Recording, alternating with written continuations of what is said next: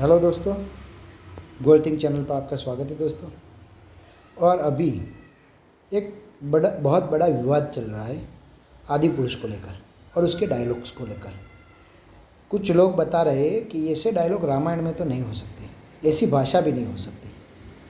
तो इस विवाद को अगर हमें पूरा समझना है तो हमें थोड़ा साहित्य को भी समझना पड़ेगा। साहित्य में एक स्वरूप होता है, साहित्य का स्वरूप होता है मिथक। मिथक स्वरूप क्या होता है? जो किसी भी मूल चीज होती है, मूल साहित्य होता है, उसको बदल सकता है, उसको इसकी छूट दी गई है। तो मिथक का स्वरूप ऐसा होता है। लेकिन मिथक में एक शर्त है कि आपको अगर कोई भी रचना का मिथक बनाना है तो उसका जो कहता है ना कि मूल पात्र, तो मूल पात्र के चरित्र को बिना हानि पहुंचाए आप उसको मिथक बना सकते हो।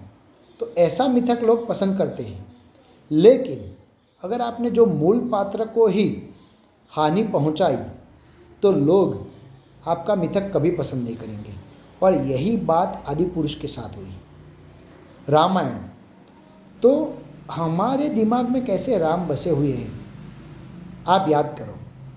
जो रामानंद सागर की रामायण है वो सबसे ज़्यादा देखी गई और लोगों ने उसी स्वरूप में राम को पसंद किया है। तो अब नए नए राम को लोग कितना पसंद करेंगे।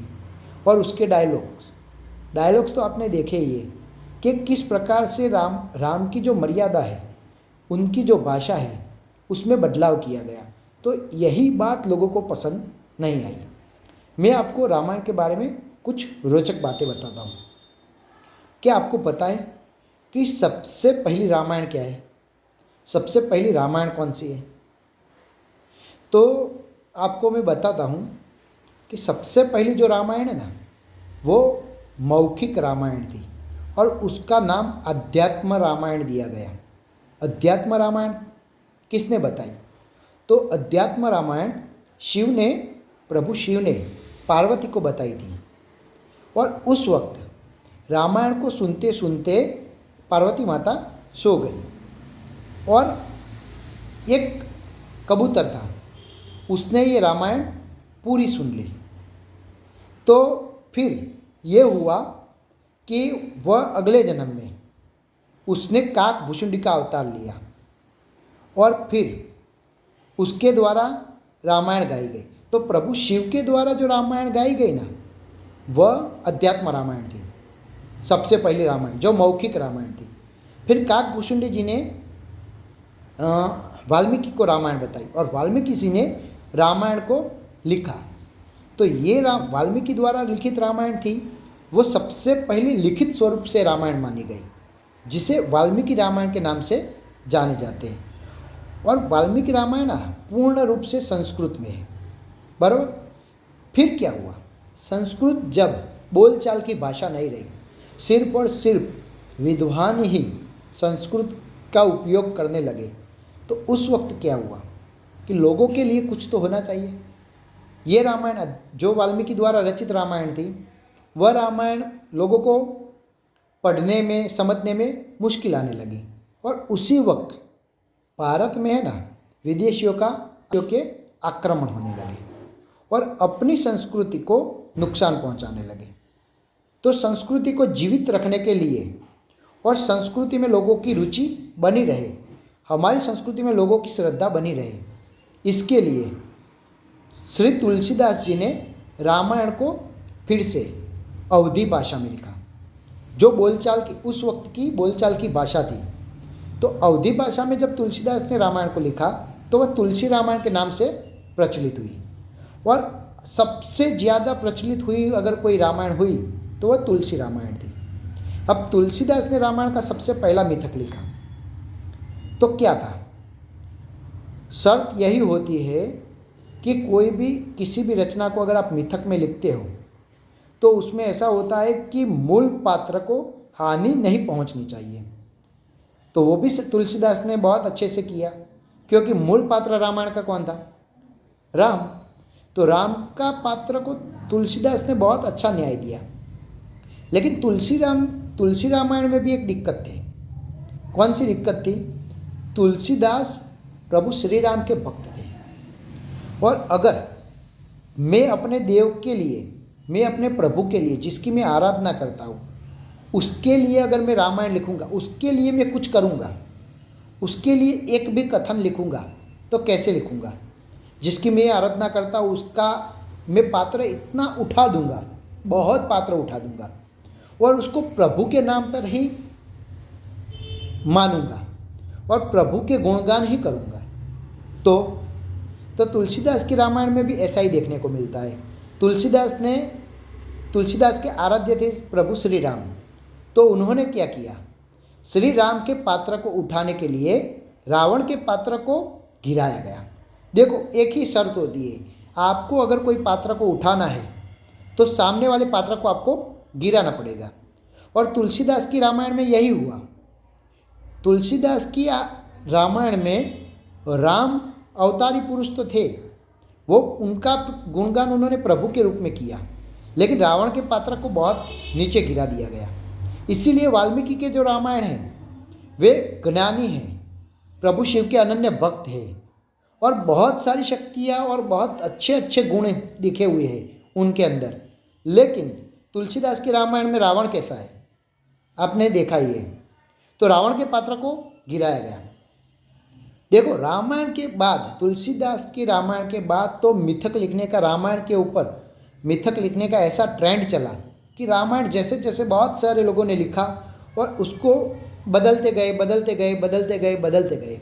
एक रामायण है जो स्वयंभू चरित, तो वो रामायण है ऐसी रामायण जो जैन रामायण है, जिस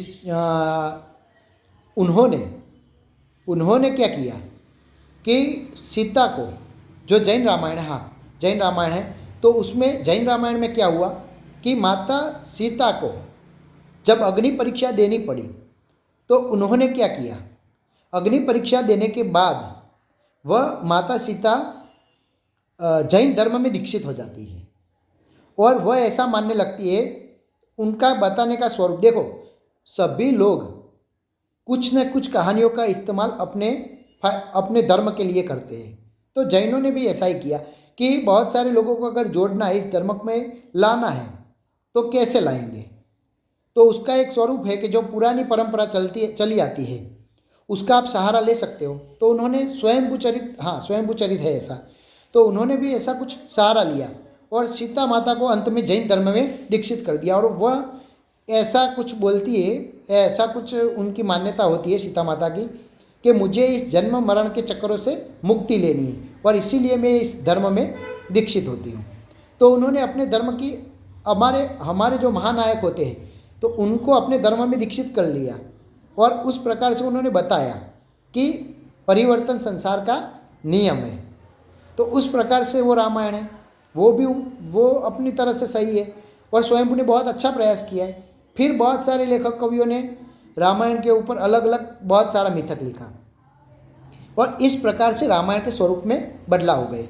अमीश त्रिपाठी की अगर रामायण देखेंगे तो बहुत हाईटेक लेखक है और उनकी रामायण में मंथरा है, तो मंथरा बड़ी व्यापारी बताई है उन्होंने। तो शिव के ऊपर भी, शिव रत्नात्रय भी उसका मिथक है, तो उनका मिथक है अगर आप पढ़ेंगे तो अमीश त्रिपाठी के जो शिव है वो आपको बहुत पसंद आएंगे।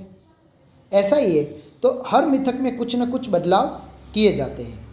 रामायण की हम बात करते हैं तो रामायण में सबसे ज़्यादा अगर बदलाव किया हो तो तुलसीदास के बाद जो सबसे ज़्यादा प्रचलित रामायण है वो रामानंद सागर की है। रामानंद सागर ने रामायण के ऊपर बहुत सारा रिसर्च किया और अगर हम जिस रामायण के बारे में जानते हैं ना, हमारे दिमाग में अगर कोई भी रामायण जो बैठ गई है एकदम अच्छी तरह से, तो वो क्या है? रामानंद सागर की रामायण। देखो, तुलसी रामायण थी, उन्होंने बहुत सारे लोगों ने गाई जिस अवधि भाषा में थी और उस वक्त वो बोलचाल की भाषा थी।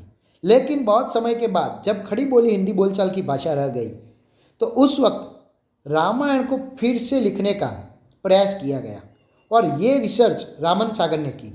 और रामानंद सागर ने जिस प्रकार से रामायण के ऊपर रिसर्च की और उन्होंने जिस प्रकार से रामायण का वर्णन किया है ना, वो आज तक हमारे आज उस रामायण को होए शायद 20 से 25 साल हो गए, लेकिन हमारे दिमाग में एक ही रामायण है और वो है रामानंद सागर की रामायण।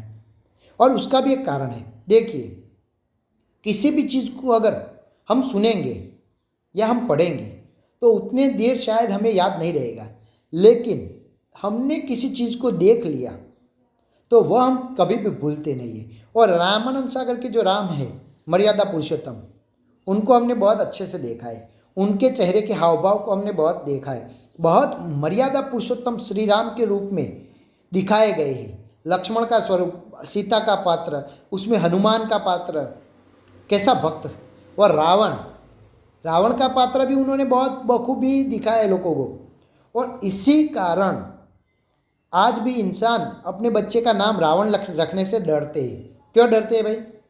तो वो रामायण का हमने पात्र देखा है कि रावण का पात्र कैसा है। लेकिन रावण का पात्र वाल्मीकि रामायण में अगर आप देखेंगे तो शिव भक्त थे, हैं।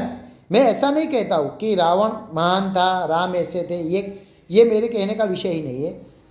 कि जब हम एक बार हमारे आराध्य देव को देख लेते हैं, उसी प्रकार से हमने रामानंद सागर के रामायण में राम को देखा है।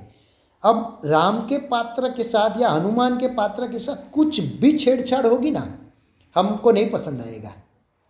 यही बात है कि जो लेखक है ना, उन्होंने रामायण को फिर से नए स्वरूप से लिखने का प्रयत्न किया। और आज की ज़माने की जो फिल्म होती है ना, वैसी फिल्म बनाने का प्रयत्न किया। लेकिन अभी हमारे दिमाग से रामानंद सागर के राम की स्मृति को नहीं मिटाई और मिटेगी भी नहीं जब तक रामानंद सागर से भी अच्छी रामायण बन नहीं जाती। और हमें ऐसा लगेगा रामायण को देखकर, ये सही रामायण है, ये सही रामायण है, ऐसा लगने लगेगा, उसी वक्त हमें रामानंद सागर की रामायण को भूल पाएंगे। देखो, रामानंद सागर की जो रामायण है ना, उसमें भी बहुत सारे बदलाव किए गए। अगर आपको एक बदलाव के बारे में बात करता हूँ कि लक्ष्मण रेखा, वो है ना, सीता रावण को उठाने आता है तो उस वक्त वो एक लकीर खींच देता है। कौन खींच देता है? लक्ष्मण लकीर खींच देता है और कहता है कि हम हिरण को लेने जाते हैं, लेकिन आप यहाँ से बाहर मत निकलना। और वो लकीर खींचता है, उसे बोलते हैं लक्ष्मण रेखा। और लक्ष्मण रेखा दौड़ने के बाद उसका ऐसा प्रभाव होता है कि खुद रावण भी वो रेखा को लांघ नहीं सकता है। तो अगर आप वाल्मीकि रामायण में देखेंगे ना, तो लक्ष्मण रेखा आपको कहीं भी देखने को नहीं मिलेगी। समझ गए? तो बहुत सारे बदलाव होते हैं, लेकिन कुछ बदलाव ऐसे होते हैं जो हमारे दिमाग में बैठ जाते हैं। आज भी जो चींटियाँ होती है, उसे दूर रखने के लिए जो चौक बनाया गया है, उसका नाम लक्ष्मण रेखा बना दिया है कि जैसे ये वो लकीर खींच देंगे तो चींटी वहाँ से वहाँ नहीं जाएगी। तो वो लक्ष्मण रेखा आज एक प्रोडक्ट बन गई, बहुत बड़ी सक्सेस प्रोडक्ट है ना। तो उसी प्रकार से कोई भी बदलाव किया जाता है, लेकिन मूल पात्र की जो बढ़ोतरी करते हैं, अगर ये आदि पुरुष में भी जितना बदलाव किया, लेकिन राम के पात्र को, उनकी भाषा को मर्यादा, देखो राम को हम कैसा मानते हैं? मर्यादा पुरुषोत्तम।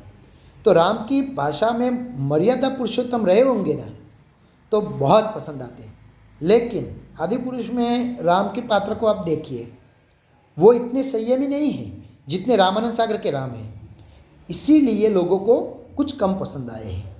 और मिथक का तो स्वरूप ही ऐसा होता है कि मिथक इसे ही बोलते हैं कि जिसमें कुछ न कुछ हम बदलाव करें, लेकिन और करते भी रहते हैं लोग। मिथक में कुछ बदलाव करते ही रहते हैं। कुछ पसंद आता है, जो पसंद आता है वो लोगों की नज़रों में हिट हो जाती है, कोई पसंद नहीं आता तो लोगों की नज़रों में फ्लॉप हो जाती है। तो इसीलिए लोग अपना अपना रिएक्शन देते रहते हैं। समझ गए? तो वाल्मीकि रामायण से लेकर तुलसी रामायण तक आते आते मैं आपको बताता हूँ। हाँ, मैंने अभी एक किताब पढ़ी थी सुलभ अग्निहोत्री की। उस किताब का नाम था, हाँ, राम रावण कथा। वह किताबें कुछ 5 भागों में है और उन्होंने रामायण को नए सिरे से लिखने का प्रयत्न किया है।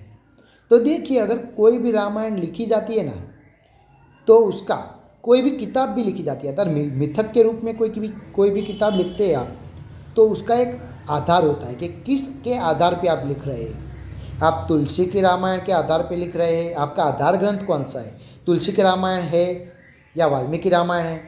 तो उसमें सुलभ अग्निहोत्री जी का भी मानना यही है कि वाल्मीकि रामायण से तुलसी रामायण तक आते आते राम का पात्र तो उठा, लेकिन रावण का पात्र को बहुत नीचे गिराया गया, और इसीलिए दोनों पात्रों को अच्छी तरह से न्याय देने के लिए उन्होंने रामायण को फिर से लिखने का प्रयत्न किया गया।